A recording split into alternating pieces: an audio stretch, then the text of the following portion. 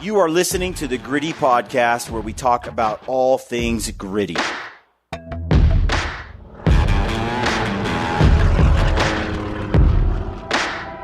Welcome to the Gritty Podcast. I am your host, Brian Call. I'm joined by Brad Hunt here, and today's podcast is with our good friend, Dave Brinker. On this episode, Dave and I sit down in an Airbnb in the heart of Bozeman, Montana. Yeah.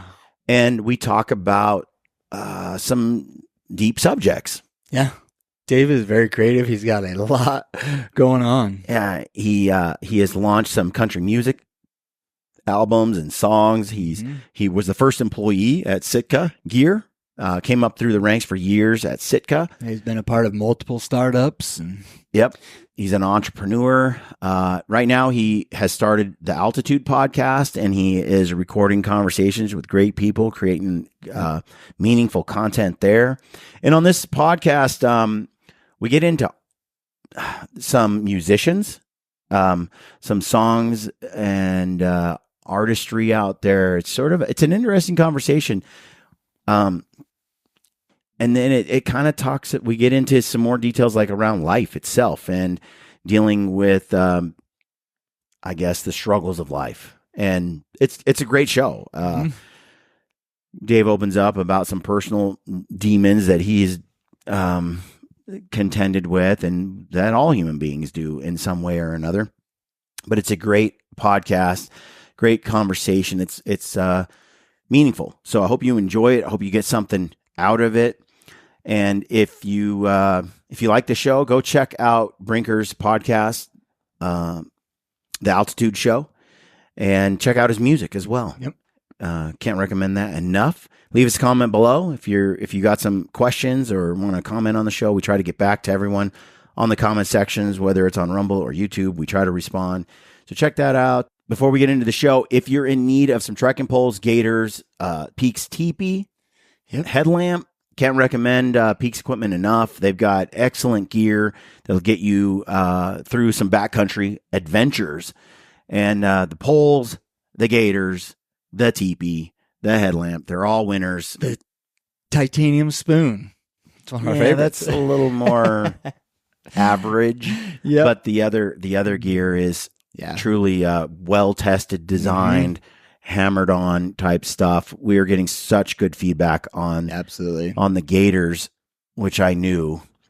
People who have been longtime fans of other brands, once they got their hands on the Peaks, go read the reviews. There's pretty much a universal attitude out there that Peaks is making the best gator on the market. A ton of text messages are like, I finally tried the Peaks gators, and they are incredible. And I'm like, I told you, I'm a gator snob.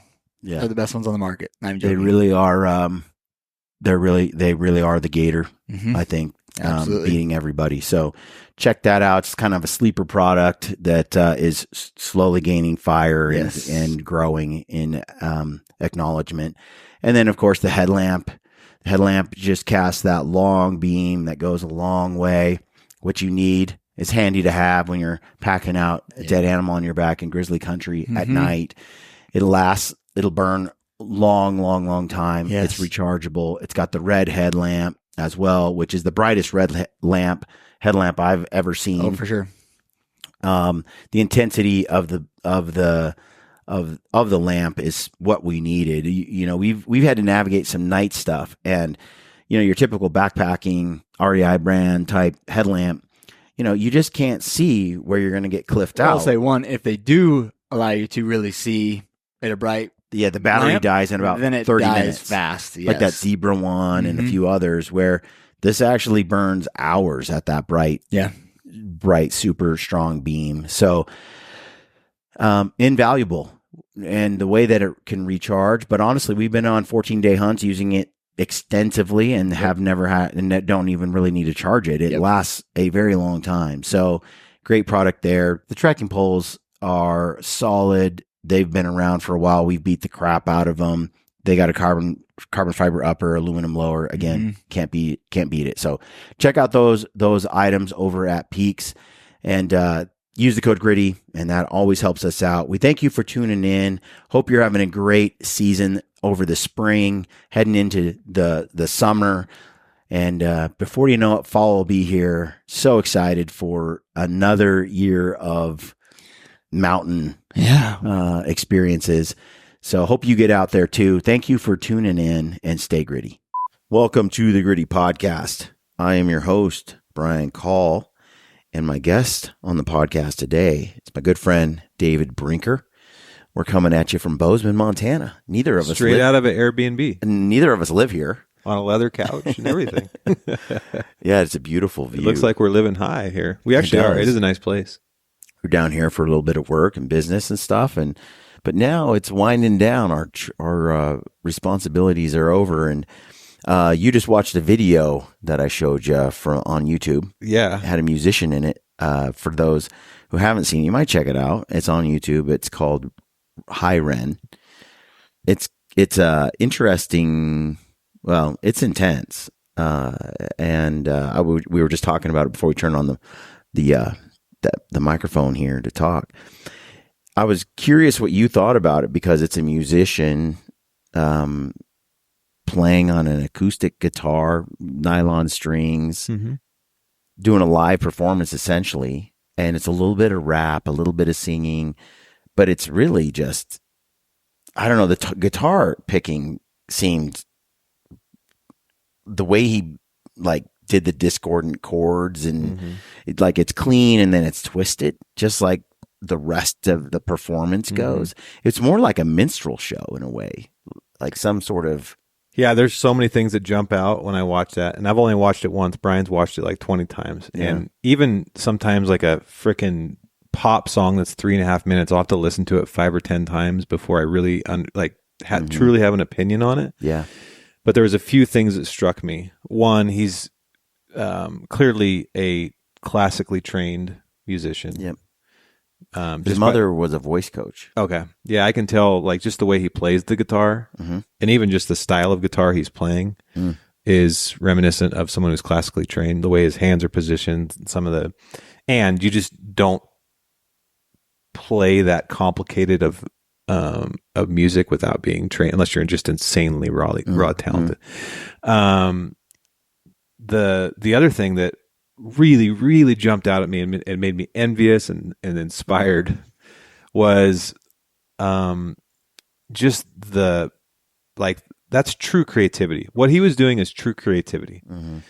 Sometimes I think we masquerade around things, and I do it too, that we think are creative, but we're actually just taking a template and plugging something into it and throwing it out the door, right? And sometimes that's okay. There's nothing wrong with that necessarily. But true creativity, when you break down all barriers, it's kind of crazy, man. And those are the best artists typically. Yeah, I know what you're saying. He has 10 million views on that particular video, but there's probably on YouTube, there's 20 million reaction accounts that have commented on, and the one of the underlying things has said is, this is just its own thing. I've never. It doesn't fit into a box. No, and that, if you actually think about that, that is truly hard to do. Right? Because most of us are operating on framework that we've learned or gained from somewhere else. Right? It's not like it's very difficult to actually be original. You know what I mean? Yeah. Now, not to say that he's not using, like I said, classically trained musical things and all this thing and theory and all that stuff. But the everything from the way the video is shot through the performance to the most powerful thing, which is the lyrics and the melody, which we can dive into. But that I'm listening to a book right now, and I'm gonna butcher the title, but I think you should listen to it if you haven't. But it's called The Creative Act. The Creative Act from Rick Rubin. Okay. I just got another book called The War of Art. Yeah. I read that too. Okay. Have you read it yet? I haven't read it. I just got it in the mail. It's easy. You'll be done in 2 days. Yeah, I'd love to talk to you after you read it. I would love to talk to you after you read it, because I have a lot of opinions on that book. This book is a little bit, I'll be totally honest. Rick Rubin is a famous producer. Okay. Uber incredibly famous. But this book is all about creativity. And when I was watching that video, one of the things Rick Rubin says, which kind of came out in the video too was don't listen to your fans, listen to your gut, which is opposite of what capitalism would tell you, or just like any industry that you're in. Yeah. But anyways, when I watched that, I'm like, that is something, that piece of art was created in a space that probably most of us will never get into, of total freedom and total vulnerability and total I'm assuming 100% honesty.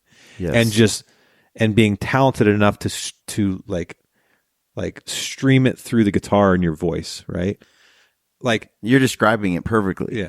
Yeah. Like it's almost like a witchcraft. Like honestly, I listened to it and I'm like, there's no way you can write that and sing that unless you've been through hell a little bit first. Yeah. Because you no one that hasn't suffered, because he had Lyme's disease undiagnosed for more than 10 years, and it caused, there's videos you can go back and watch some videos of him when he's in 2014, 15, and he's emaciated, he's ill, he's essentially dying. He thinks he's going to die.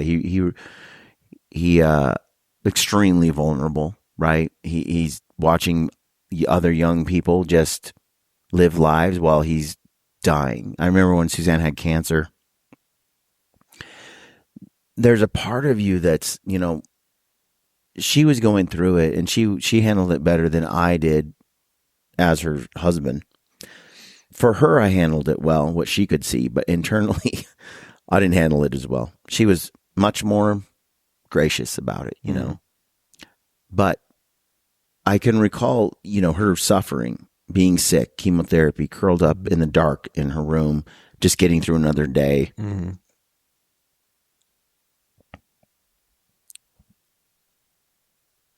And I can remember being, other people's lives continued. They were going to the gym and they were having fun and having birthday parties and all this kind of stuff. And her life ended. Mm-hmm. It was just a battle through chemo. And I was a single dad now, essentially, with 3 young girls that I needed to get to school, get fed, right, and still make money to pay the bills and all that, and help her get through being sick. And when you are ill, or someone you love, or your life is in turmoil, but everyone else just is living life and moving and going ahead, but without, like, nothing has happened, but yours is so just insanely broken. It's a weird place to be. Mm-hmm. And especially, when he talks about this, is Ren, the artist, and you watch some old video with him in it, you see him struggling with the fact that all those other people his age in their 20s, they're out living life, right, having adventures and doing things, and he's watching everyone do that while his life disappears. They're all leaving him behind. They're all going out and becoming things and doing things and accomplishing things, and he got left. And there's that feeling that you got left. You got left. The world went ahead and left you. And I think illness especially, and if you fight illness for years and years and years like that, it can be truly, truly devastating. But out of that, if you rise above it, you can climb out of those ashes. You're somebody different than someone who didn't go through that or hasn't had to. You fought those fires and you come out the other side. He's able to write something like this because he's been there. Yeah, I mean, the best art comes from pain, unfortunately, right? And because of that, other people can take the art and use it as therapy for their pain, right? Like when I watch that, I have never personally been through pain like probably he's been through. Even beyond just the Lyme disease and the illness, I don't know the guy, but I'm just assuming he's had a tough life. You can hear it and feel it in his music. Like it just takes, like I said earlier, it takes something special. You have to be able to like I said, funnel it out and put it through an instrument or a voice or on a painting or whatever. But before that, you actually have to have the it's like experience. It's like someone's painting, and you look at, and it's just like, wow, they took that thing that made that they went through, and they put it there, and you feel it. You know, and the best music is that the best songs hit you. Well, there's a few different. There's all different types of music. Like, I don't know if you have this experience with music or not, but some days I wake up and I'm like, it's like a dreary, moody music day, or some day I'm like, I need like Eye of the Tiger type AC/DC. Yeah, like I'm going to jujitsu. I want to get pumped. Yeah. Or like when I'm flying, I oftentimes listen to bands like Coldplay or like really, really deep melodic music that like kind of puts me in a zen. Anyways, the point is like music is a feeling. Art is a feeling. Right. That's all it is. It's like, what's the value of paint on a canvas? Yeah. It's what it makes you feel. Yeah. Right. That's why you pay money for it. I think words are powerful, like powerful. And so maybe even in some way supernatural, like power, like something only humans have, it's something different. I don't know. But when the words are done right and it's with the music and they convey so much depth and meaning, it's like a Shakespeare play, like the words, it's the words, man. There's another song out there that I think, so tell me what you think of this, because you've heard it, you've had to have heard it, but Johnny Cash sings the song "Hurt." I love that song. I like his version better than the original version. Yeah. So before we go there, I want to on the words thing. One of the reasons I was attracted to write music. Yeah. It's not like I'm a great musician or anything. I took music in college. I love music. I love musical theory. I geek out on it. But at the end of the day, what gets me are the words, the lyrics. And that's why country music specifically. I also love rap because the lyrics are just like, if you look at rap, layers deep sometimes. Yeah, and like so honest. Like one of the reasons I love like 90s rap, I don't listen to modern rap, but like I grew up in the 90s, all right? I'm aging myself on the podcast. Me too. But like Tupac, Snoop, like all the original fathers of rap were the first, I think, among some of the first to actually speak honestly about their life and their state of mind and like what their life is like. The good stuff, the nasty, gnarly stuff. Yeah. But like, this is like what I am, you know, this is it, you know, and it connected to even so relatable middle-class white kids in the suburbs. Yeah. In a weird way. Because those words are so honest. But words, I think Jordan Peterson talks about this. Words are power. It's like one of the most powerful things we have, if not the most powerful things we have. That's why communication is so important. But that high Ren thing, it's 9 minutes. There's a lot of words to dissect there. But the main theme that I got out of it was, this is a man who has some scary demons. And it's like a burning fire of hell in his brain. And he's got... I don't even think that dark, right? Like, I don't even think that dark. It's been rare that I've thought at that level of sadness, I suppose, or darkness. I have. I've been pretty honest about that. I have. Yeah. And even to this day, I have days where... yesterday. You can tell he has. Yeah. Yesterday, I had a day. When I was traveling out here yesterday, I don't know why. It comes out of nowhere. I had random, really dark thoughts. And they're nothing, right? Like, I know how to handle them now. And they're not like real or going to, make themselves actually alive. But they're there and they come out of nowhere. And they're similar things, right? Like, you're nothing. You suck at, you're people are going to figure you out, all that bullshit, right? Yeah. And I think it happens to more people than you think, man. Well, you hear a lot of you talk to a lot of people, but I think it's more prevalent.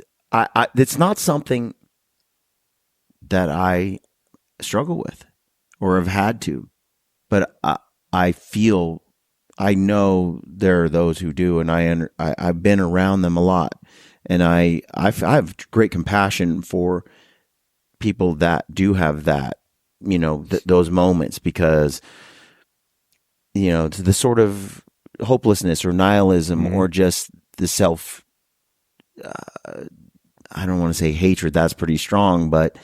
Well, definitely can be that. The way that I would say it is, I've been trying to sort this out in my own head, because in the last 5 years, I've done a shitload of work on myself to like take control of those demons. Mm-hmm. But something that I think is true, I've realized, and it's kind of a sucky reality, is for me, they don't die or go away. Yeah. They're still in the house. And sometimes you're walking around the house in your brain, and you come around a corner and they're standing there and they're saying the same bullshit. To be honest, almost daily, I vaguely hear, there's still those things, but for the most part, it's not a concern, right? But then let's just call it maybe once a month or twice a month. It gets to the point where it's like, man, I need to take a walk. Like, this sucks. Like, I'm fighting hard today, but it's pretty much, it's something I have to live with. I've talked to professionals about it, and it's just, if you have it, which I was one of the unlucky ones, it's just something, it's not something that goes away. You just have to learn how to beat its ass every day, like tame your inner bitch type thing, like Rogan talks about. My inner demon that I constantly have to fight and win and mostly it's tied to anxiety, and then I don't know, like self-doubt, which is weird because I'm actually very confident. I know what I'm good at. I know what I'm not good at. Yeah. And I'm like, if I died right now, I've had a very successful, fulfilling life. I have nothing to prove to anybody. Yeah. Right. But there's still these weird little places in your mind that still want to tell you, like, you're a piece of shit. Right? It's kind of funny because you kind of pulled something out of like NF's book where you're like, where he talks about his mind is a mansion, and things like fear and anger and stuff are emotions locked in those rooms inside the mansion in his head. And fear, he went in the room to lock things out so he could stay safe, but he accidentally locked fear inside there with him. And now the only way to get fear out of the room is to open the door, but he's afraid to open the door because other people might come in. And it's just this, it's brilliant. It's brilliant. But there are those who do. He mentions how he became the it guy, like millions and millions of dollars and huge success, and the height of his success where everybody would look at him and go, I envy everything you have. And he mentions being the most unhappy he had ever been in his entire life. Because it doesn't, happiness or contentment or meaning, I suppose, in who you are, it doesn't derive from success necessarily. Like, there's something more intrinsic, I think. It's definitely not the singular cure to whatever you're feeling. No. It can help because if you're a failure, success does feel good. We all need successes. For sure. Failure doesn't help at all. At all. Generally, especially if it's chronic. But at least success alleviates some things. Like, they can provide a place of meaning. And Ren said something in that lyric about how life's been tough, but he finds that the fact that people appreciate his music or what he's put out into the world and appreciate it a lot is a piece that he's found rest in. That has brought me comfort and happiness to know that I make a difference. Yeah, absolutely. My wife and I talk about this a little bit because some of the things I share, it makes her uncomfortable. She's a private person. I'm pretty public with just about everything. Yeah. And so are you. Congratulations. But what I always tell her is like, look, I have no desire to be an influencer or anything like that. I enjoy sharing. I enjoy sharing things that I've gone through and what I've learned. Like, when I just do little bits of that, I'll get like double back in people saying, dude, I'm having the same issue. Like, what did you do? Right. Yeah. Every single time I do it, that happens where I'm like, God, I don't know if I should share this. This is embarrassing. Like, I want people to think that I'm like, perfect or something, which is stupid. But every time I do it, I get it back double by people that I assume that I help, because it's just comforting for them to know that there's another tough, hunting mountain man guy that has to live with these fuckers in my head. Excuse my language on the Gritty podcast. But that's what it is. You have to now I remember it was a therapist that told me, David, this is just something that you have to live with. So like anxiety issues don't go away. Like generally speaking, yes, you can medicate them, you can exercise, you can do all these things, and that's great. But at the end of the day, you're still got to live in the house with this person. They're going to be sitting on the couch next to you. They're going to be in the kitchen with you, and they're going to be laying next to you in the bed. You're a piece of you're no good, man. Like, what are you doing? No one thinks you're going to do, and you just got to learn how to cope with it. So I've gotten really good at coping with it, and so I want to share it, but also it's therapeutic for me, because then I'll have days I'm like, dude, I thought I was good at this. Now I suck again. So I'm going to talk about it, and maybe somebody else will be like, hey, have you tried this? So I think, that's why that's the art. I mean, the height of creativity is actually sharing something of value with the world that people can connect to. Right? Yeah. I think so. I mean, part of why I want to create, why I want to go on an adventure, record it, film it, come back and distill it down and show people what it was. And, it's not like I am making some high art, but it's my creative outlet. It's a whole end package of something I'm trying to put on the world so that people will see it and then say, I want to try that, or I want to see that place, or I want to do that thing. I want to get off the couch and, and push myself to be able to do X, Y, Z. That's all. It is a deeply meaningful activity for me to pursue when I go after. Dude, you guys I for context, folks, I was working on my computer while you guys were on a podcast earlier, and what you were talking about is you were talking about an adventure that you filmed. I think it was a bear hunt. Yeah. And you guys said something that actually really hit me, that actually made me think, and that was valuable to me, which was, the last several years I've been very focused on a lot of things, but the thing that I haven't been focused on is making sure that I get quality time in the mountains like I love to do. I'd still do it here or there, and like I get more time than the average person, so relax, people that are critiquing me.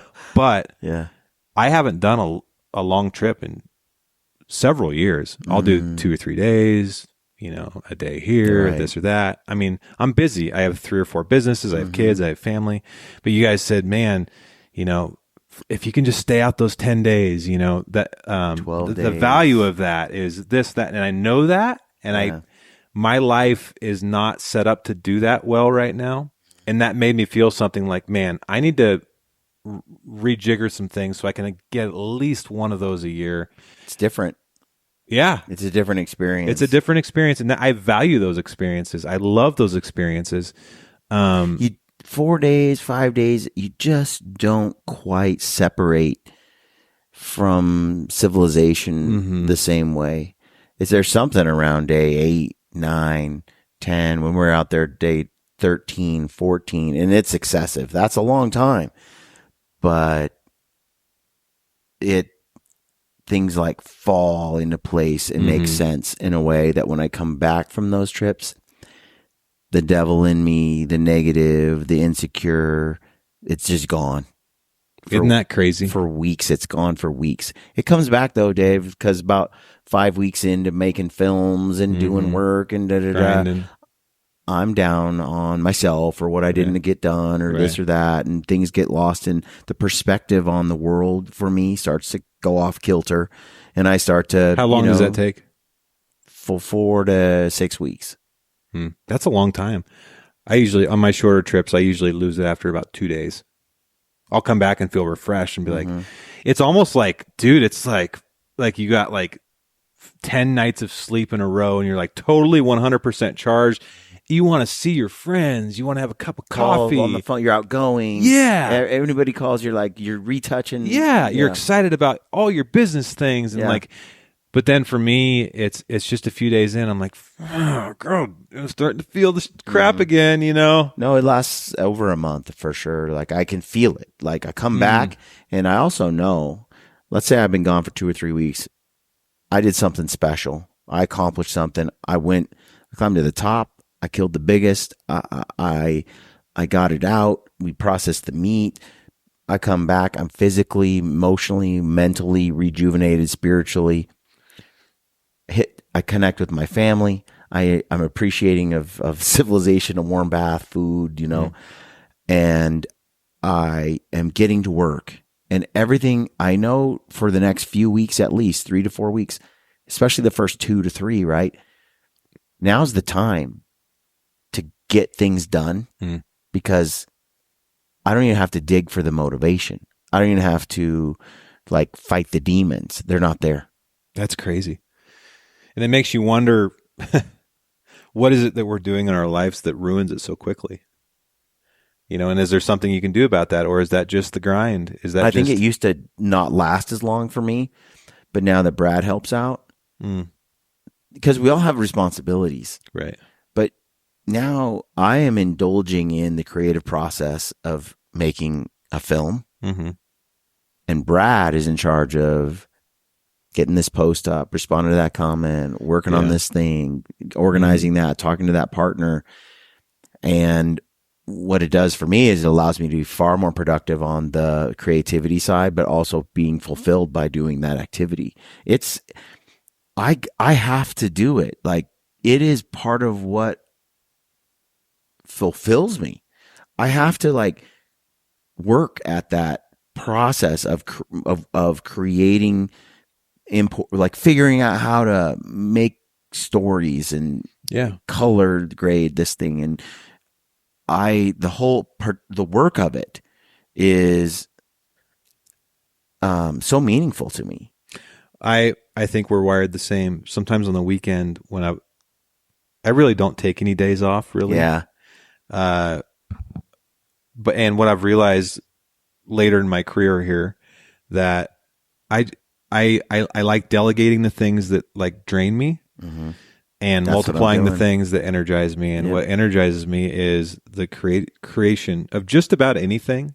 Like today we were in meetings, like filling a whiteboard up. That stuff absolutely energizes me. It makes me excited.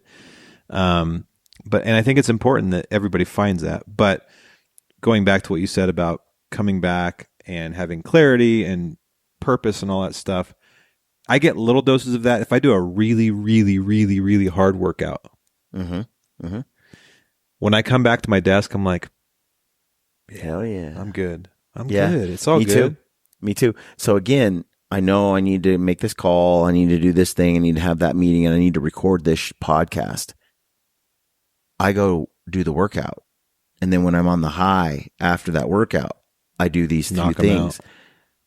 Sometimes I can't get myself to want to do that at all in this other mood. That's why I think exercise is so critical. It changes everything about how I feel and look and talk and everything about me. There's absolutely no question about that. It cannot be argued in my mind anymore.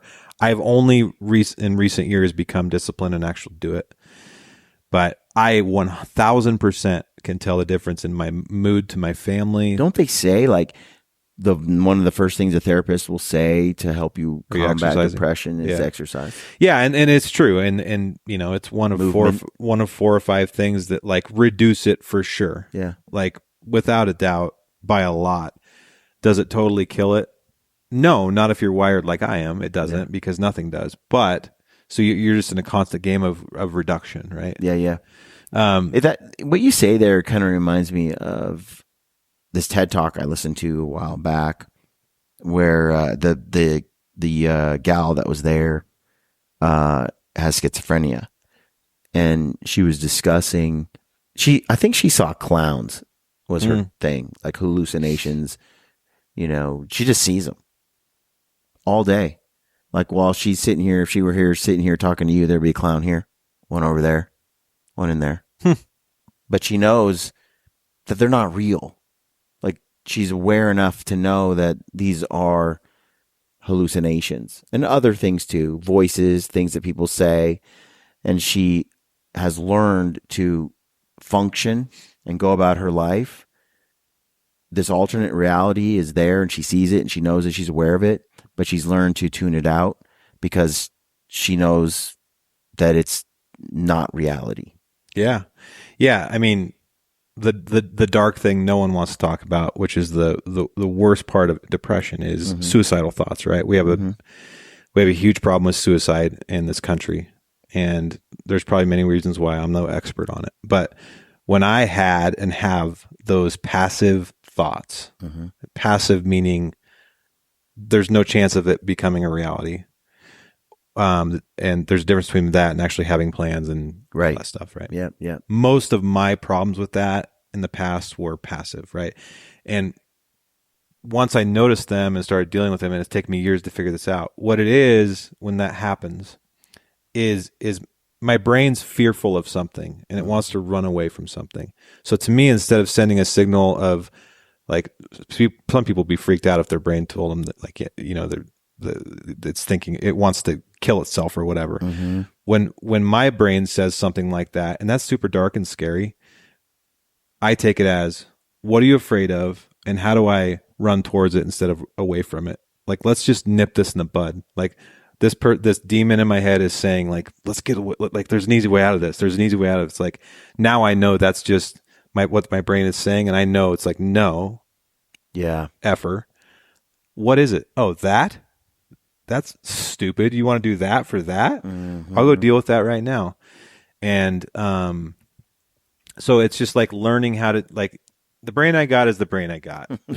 So it's learning how to deal with the brain I got and cope with it and reduce it as much as possible, alleviate it if possible. Highly unlikely in my case. But 85% is a lot. Yeah. You know, and the rest is copable. Here's one thing that when I watched this High Ren, and I watched others react to it, and some of these people are highly creative. Some of these reactors, they're artists themselves. Because I wanted to know what other people thought of it. What is the breakdown? What was I missing maybe that someone else caught? So you can watch a reactor on YouTube, kind of watch a video and then break it down, especially if they're good at the guitar or they can sing or whatever. And I'm listening to a few of these people, and one of the reactors brought up the fact that highly creative people, extremely creative, and the more creative, often the more creative the person, the more troubled they are. Like your I don't know, Robin Williams. Yeah. Right? Like genius level comedy, the wittiness, the speed, the humor, all the different sort of manic impersonations and the intensity, man. That level of creativity, I think sometimes also leads to deeper levels of depression. Comes at a cost. Yeah. There's not a lot of great, like timeless, great creative people that weren't tremendously troubled. Right. And that's just unfortunately part of it. And I think there's some psychology behind it. I guess at times what it might be.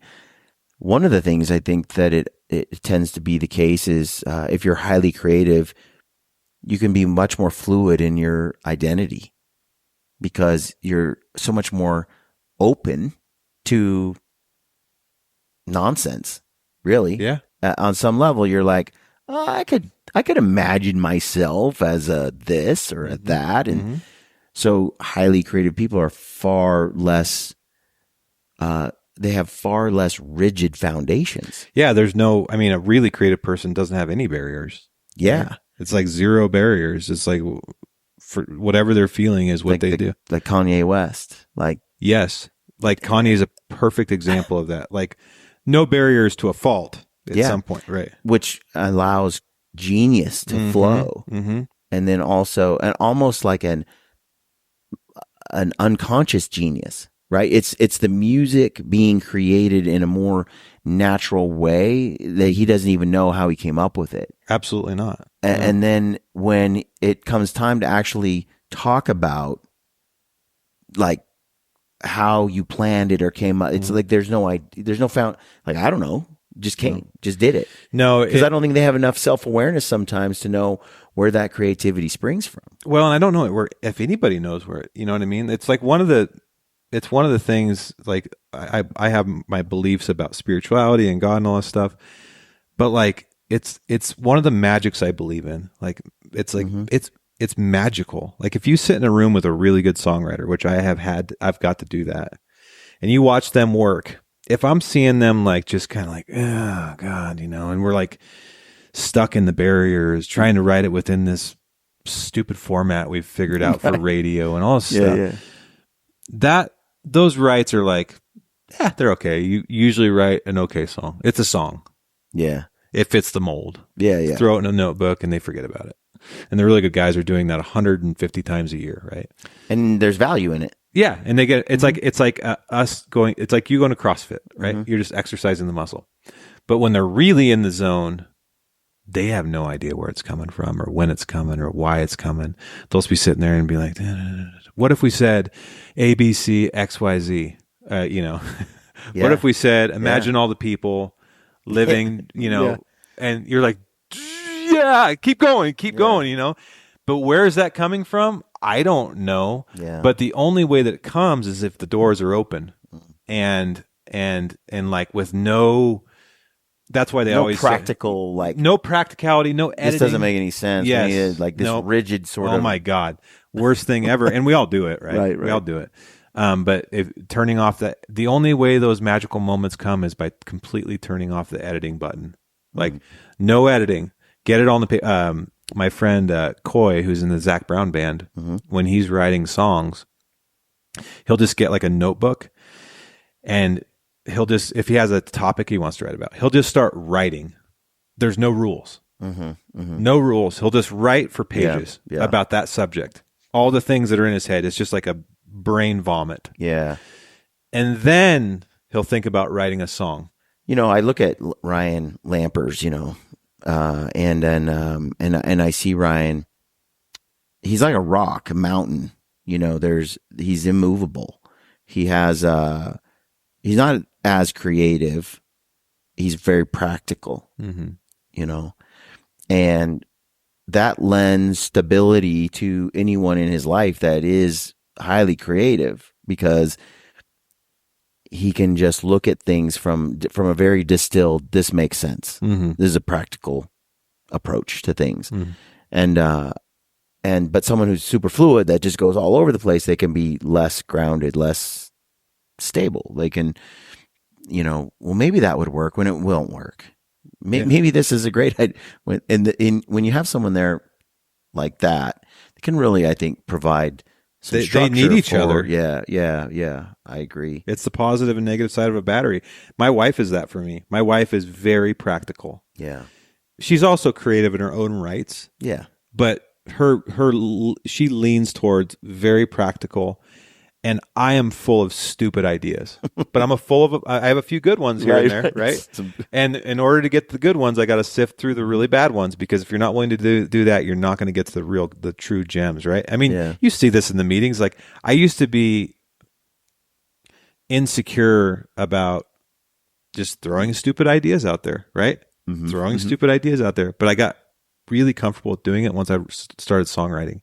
Because if you can't do that in a songwriting meeting, like say we're all writing a song, you're not going to write, you think. Well, you're not going to get a word in there. When you do that in a meeting like that, and we're all being creative, you always seem to come up with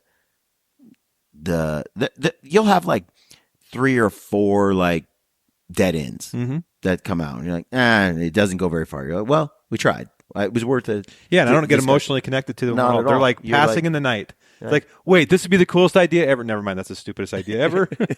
But there's a few. Then you hit on something. It's like, oh, we all needed to see that from that angle.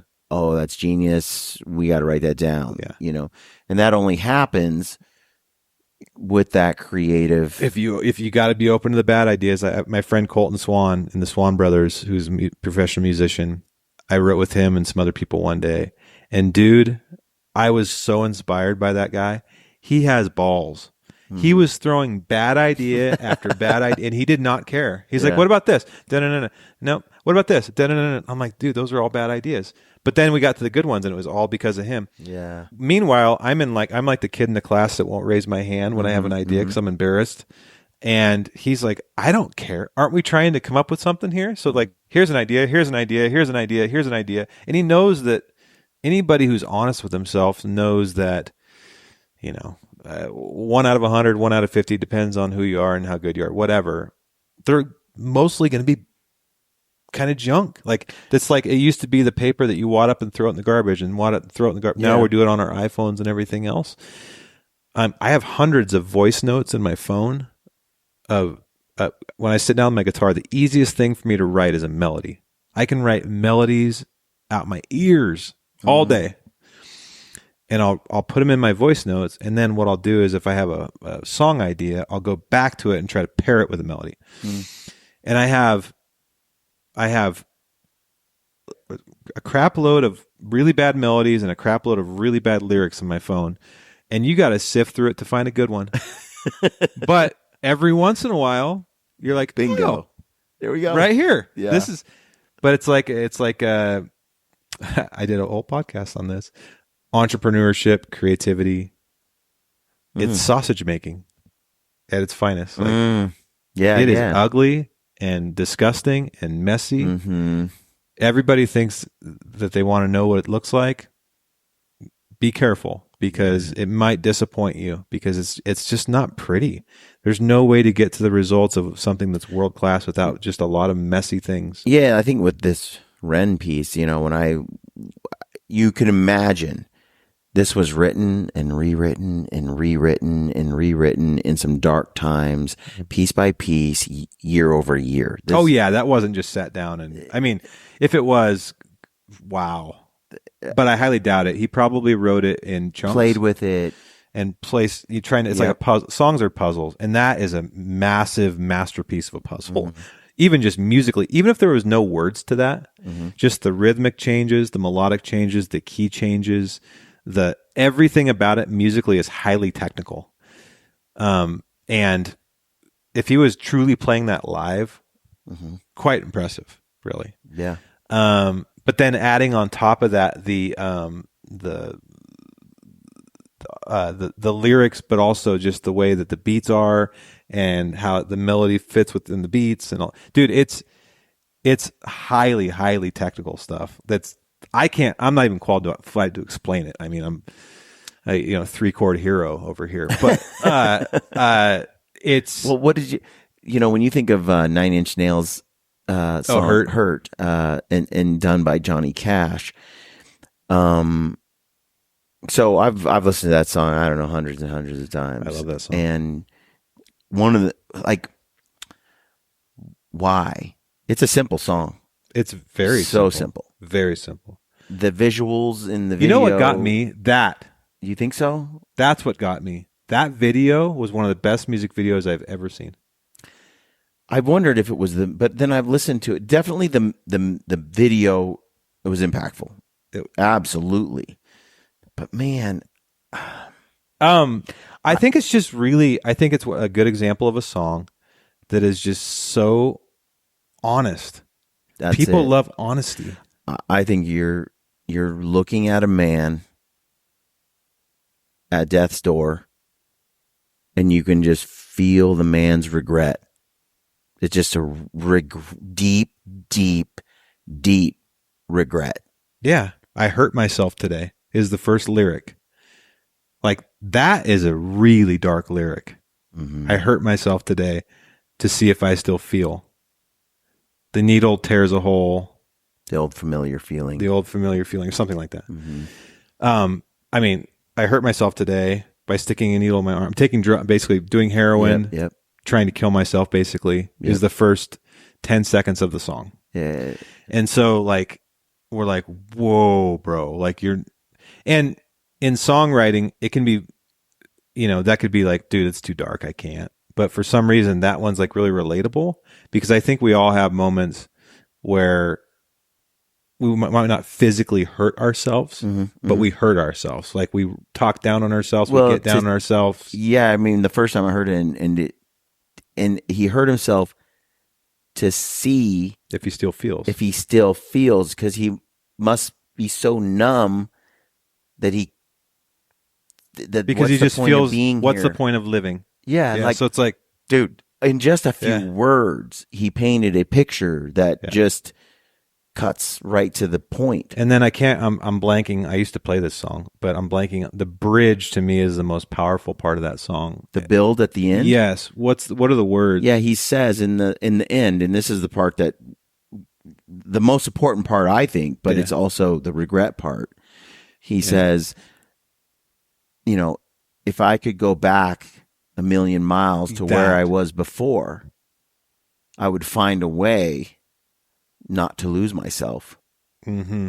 Dude, that is just like, that's regret, man.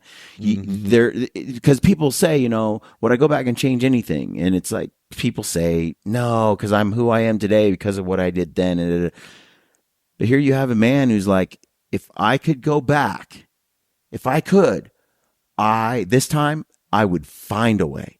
I would find a way not to lose myself. And not to feel like this. Yeah. And what did he mean by not to lose himself? He obviously felt like there was a man he should have been, but never became because he got lost.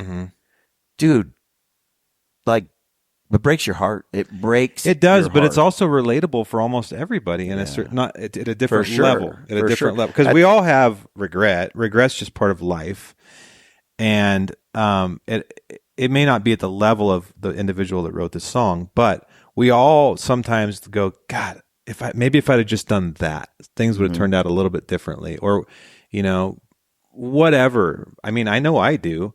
And sometimes you do have those days where you I do have regret, but I also have a degree of acceptance, you know, like, it's not such a dark regret. You know, it's I think you can live your life and you can get through it and you can look back on it. And to me, this is a worthy goal to have, to say, yeah, it was never perfect, but damn, I sure tried to make a huge difference. I sure tried to be a good man.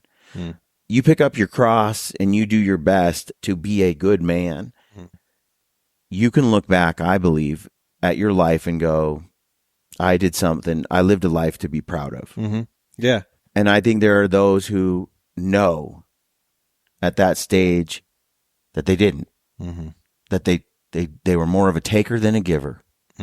That they let people down. And the lyrics in the song are like, everyone around me gets hurt or I let him down. You know? And he talks about his whole empire of dirt. You know, all this wealth and success, and he was that one of those so good. Super successful people. And now he's looking around going, it doesn't matter. I can't take it with me when I die, and it never brought me any joy, real joy. Right. It's like, oh, wow. Well, damn, I better start looking for something deeper in life than wealth, than material things, you know? The whole thing, just every time, man, it's like a gut punch. But it's probably one of my favorite covers that's ever been done. you know the fella, 9 Inch Nails. What's his name? I forget his name. Did you hear the quote he had about it? We're Googling. Oh, Trent Reznor. Trent Reznor. Yeah. When he heard the song, you know what he said? Better than my version. It's his song now. Yeah. That ain't my song. Yeah. Well, I mean, to be honest, I'm not a big 9 Inch Nails guy. Yeah. I mean, I was in that area. My buddies were, but I think the version's better. Well, I think when Johnny Cash sings it, like you said, it comes from a place of authenticity. Well, and also, you could hear it in his voice. It was a point of his life. I mean, the way he could sing at that age, he couldn't hardly play the piano. His fingers are all gnarled. But if you look at him, like even in that video, like he's like at a piano and he's like all fragile and his eyes and yeah, man, that guy could still sing. Oh yeah, I don't know how long he worked on it to try to, but his voice didn't want to. It's weak at that point, broken, frazzled. But aged. that's what that wouldn't have. That's worked. The other part that made it special. It wouldn't have worked when he was young, man. That's the height, man. That's the height of really connecting It's a with something. masterpiece. And that song just musically, Yeah. when compared to High Ren, I mean, dude, the song is 3 or 4 chords that just about any beginner guitar player can play. Think about that. I know. My daughter, who started playing 2 years ago, could play that song. But to write that song, you got to go through a world of hurt and then channel it and open the doors to it. And that's just the way that it works. It doesn't take something complicated. Like High Ren is amazing and complicated, but most brilliant songs are not. Well, that's what I was going to say is sometimes, and I firmly believe this, that you have the highly complicated, complex, nobody could repeat that kind of stuff that blows your mind in life. But then you have the stuff that's simple as it can be and also deeply impacts you. So technicality isn't, and that skill, there's more, like, I don't feel like I have the most robust camera skills, film skills, capturing the time lapses in the all. I don't, I'm just out there winging it with a camera. That's how I feel like. That's the category I put myself in. And I come home and I edit a film. And I don't have a lot of fancy edits, and like I don't have special transitions. And I look at Kayam's teaser on this film he just produced, and I'm like, I can't do that.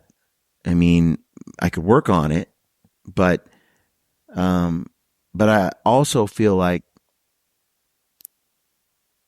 what I can do is whatever I do when it comes to that connects. I don't have to be fancy. I don't have to be Connect is the word you just said is all that it has to do. I mean, look through YouTube. And so that's where I kind of find solace in like, I'm like, look, it connects. Yeah. So whether it's flashy or it has all the stuff in it or not, it's like, look, this is just me. This is what I output. I'm doing the best I can within my brain and in my heart, and at the end of it, I console myself with the idea that at the end of the day, it connects. So it doesn't matter if it's not, I'm always trying to improve my abilities, but I could beat myself up over my lack of ability forever, So later this week, I'm going to it's the 5th anniversary since I launched my album that I did.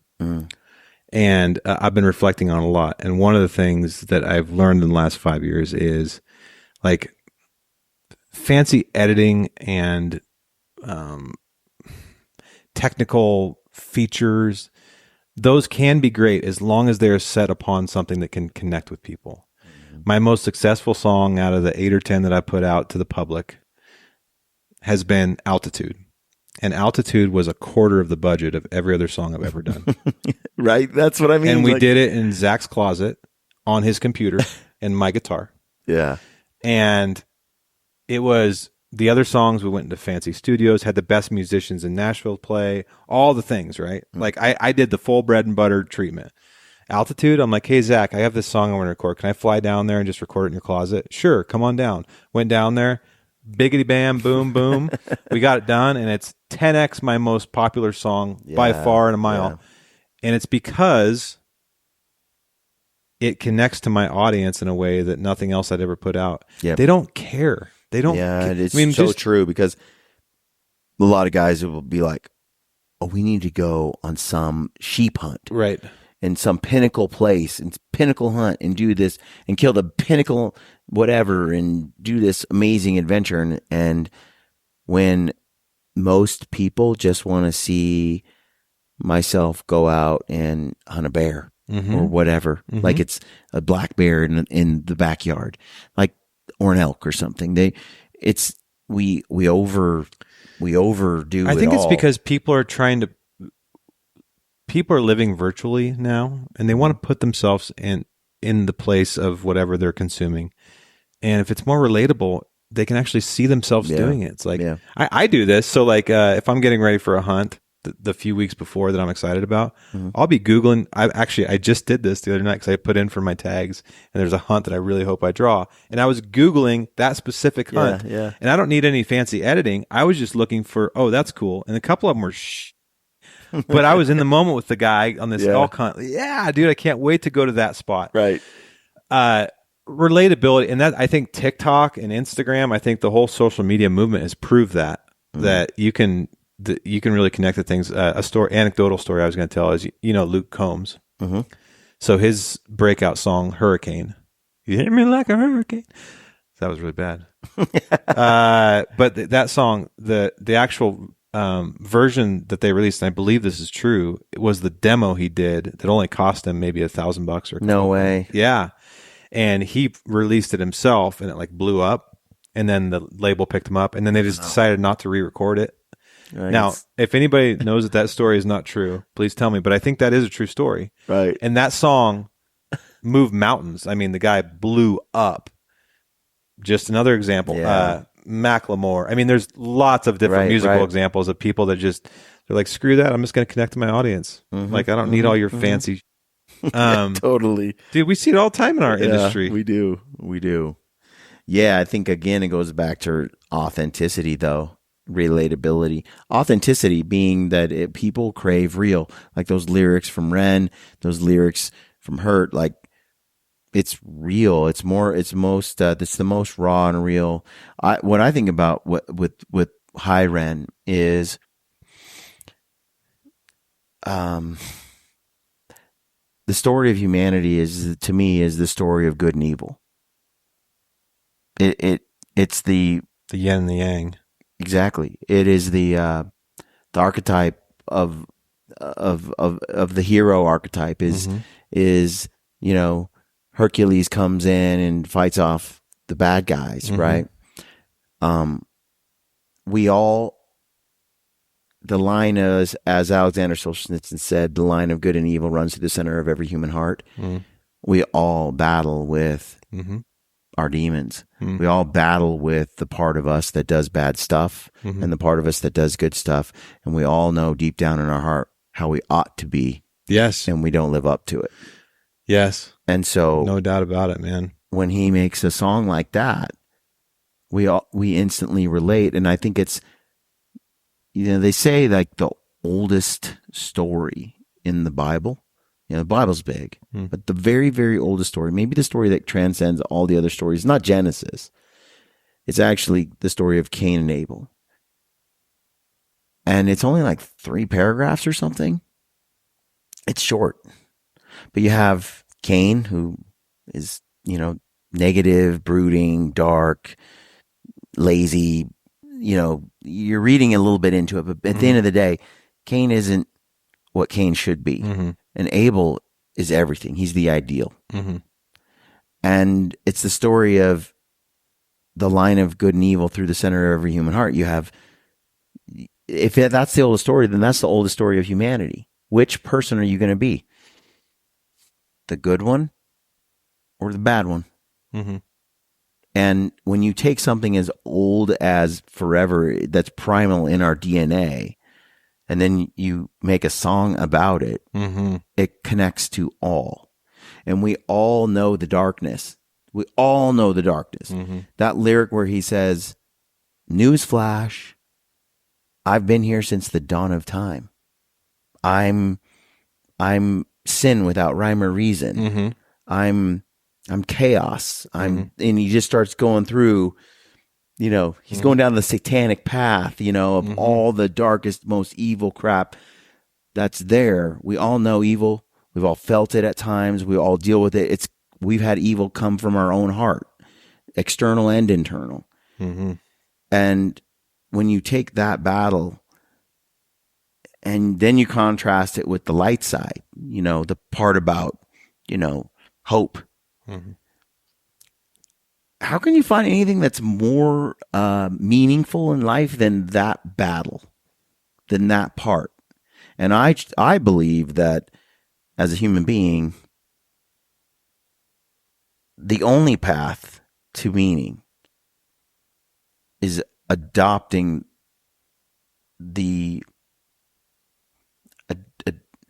basically accepting your role to try to live a moral life, to try to be a good, when I say good, a moral person, and striving, whatever that is, you're striving to do. Jocko said it so simply one time, and I'm like, man, that is really genius. Do the you know you should, and don't do the you know you shouldn't. Sounds like Jocko, right? But that's it. That's exactly what I mean. I mean, if you, I think most people know the stuff they shouldn't be doing, and most people know the stuff they should be doing. Mm-hmm. That doesn't mean we always do it. But to be inspired or to be able to harness it and do it and try. That's why I say at the end of a life, you can look back and you can be one of those people that lived like Abel or one of those people that lived like Cain. Mm-hmm. And, you know, that is something worth thinking about now, whether you're 10, 20, 30, 40, 50, like thinking about it now. Mm-hmm. It ain't over yet. Now you can start from where you are. Mm-hmm. That's all you can do. Well, which one are you going to be? Which person, what kind of human do you want to be at the end? And the hedonistic human that just does what you want to do right now and fulfills all pleasures, well, that's all fun, but it doesn't give any meaning to you. And at the end of the life, what a waste of time. Yeah. What an empty existence. Yeah, and I think the other thing that we talked about that I'm going to continue to work on, but I think something for people to know that maybe struggle with the same things I have is knowing that some of those things never leave you. You just learn how to cohabitate with them and cope with them. Well, don't you think that's what, at the end, when he talks about, it wasn't a battle between David and Goliath? Because we kind of have these ideas like we're either a Goliath or a David, right? We're either the good person or the bad person. No, dude, you're both.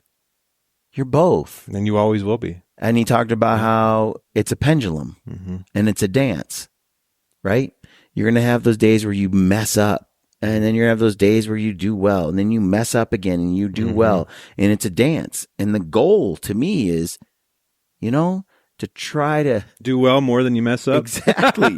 As much as you can. And at the end of the day too, don't hate yourself because you're not perfect. You know, like there's a degree of grace you give yourself in life. I kind of came up with that years ago and unfortunately, I feel like, fortunately, I was young when it came to me. I sat there and I really tried to be perfect. Tried to be a good kid. I tried to be the Eagle Scout. You know, I was the deal. I tried because it mattered to me. And I felt a deep sense of importance in trying to be a good person. But you can never be perfect. You're going to let people down. My whole life is littered with people I've failed, things I missed out on or screwed up on, or relationships I didn't tend to, you know. That's what it means to be human. I just am trying to minimize that as much as possible. Yeah.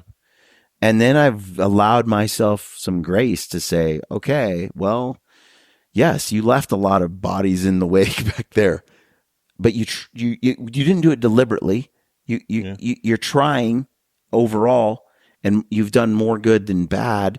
And then you kind of be like, you know, I'm going to give it all to God, and I'm going to keep trying, but I'm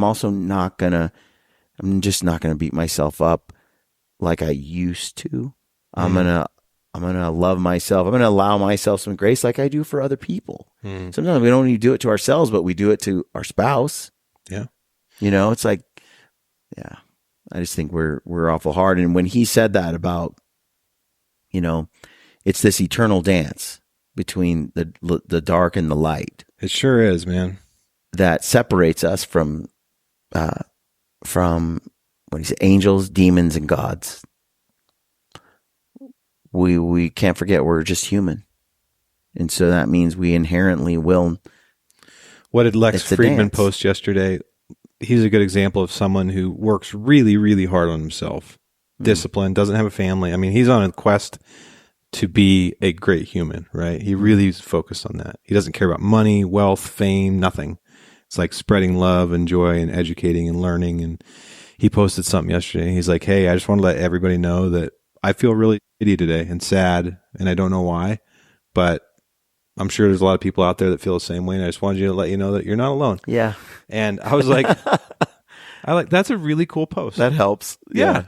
That's a really cool post, because to most people, they're looking at him like, man, you must be like Yeah. making a lot of money and you're on Rogan and you're doing this and that. And he's like, dude, I feel sad, man.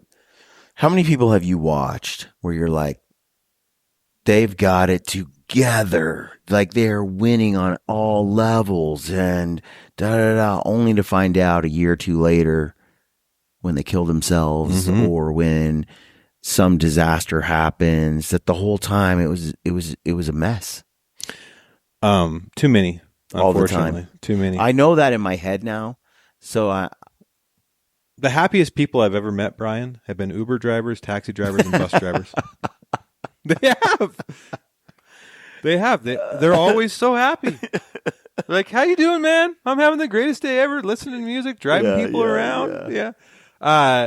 No, dude, it's scary because it's also artificial that sometimes we don't notice it. I didn't think Jason Harrison would ever do that. I didn't. you knew him. I knew he was having problems. I knew him very well. I knew he had some problems, but we all have problems.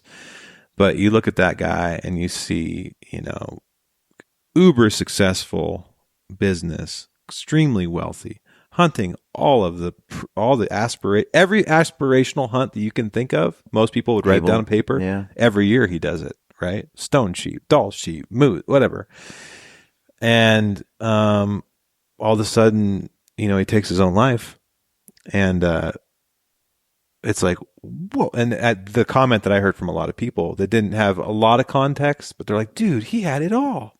He had it all. Good looking, muscular, beautiful wife, successful business, money, and all the things, the cars, and everything, fame, fortune. But obviously there was something pretty big missing. I don't know enough about it to know all the details of what that might have been.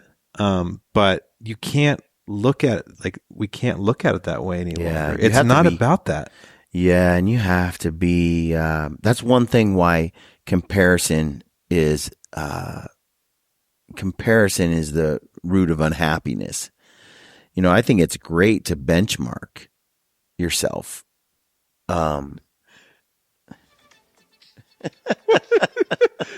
Nice, Dave. Dude, I have no idea why there's techno music playing on my phone right now. It's such a serious conversation, then some techno pops on.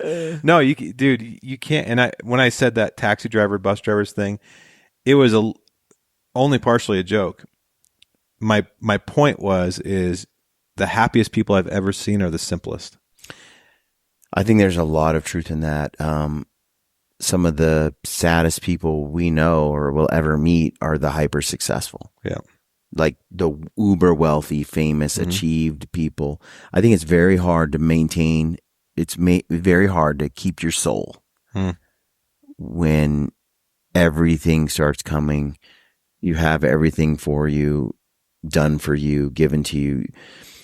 I think it's hard on the psyche for a human being to have so many fans, to have so much attention, we're not built for to it. have so much power, to have no struggle when it comes to like just physical type struggles, right? Because I think the human body is meant to be worn down, tired, working outside, pursuing wild game, building shelters. Like this modern society is definitely a blessing and a curse. And humans would do well to remember that we've only had this kind of modern society for a couple hundred years. And most of the stuff we spend our time doing now, we've only had for like 15. Yeah. And therefore, perhaps getting very much in touch with the mountains and the outdoors, even hunting. With the exception, though, I will say this. This is why I started a podcast. Almost singularly, there's probably two main reasons I started a podcast. One of them is I don't very often get to sit and talk to someone for 2 hours without a distraction. It's true. And that is what I do feel like we are built for that. Humans are built for that. I agree. We used That's to sit why around campfires and do this. This is the oldest form of entertainment. Yes. Like, I agree. I think that this is why podcasts, there's so many of them and they're so successful across the board. Who would have thought? I mean, when I first started recording podcasts, I remember talking to my uncle and I had recorded like 5 shows. And I said, you should listen to these or go watch them on YouTube. And he's like, what? You just talk for 2 hours?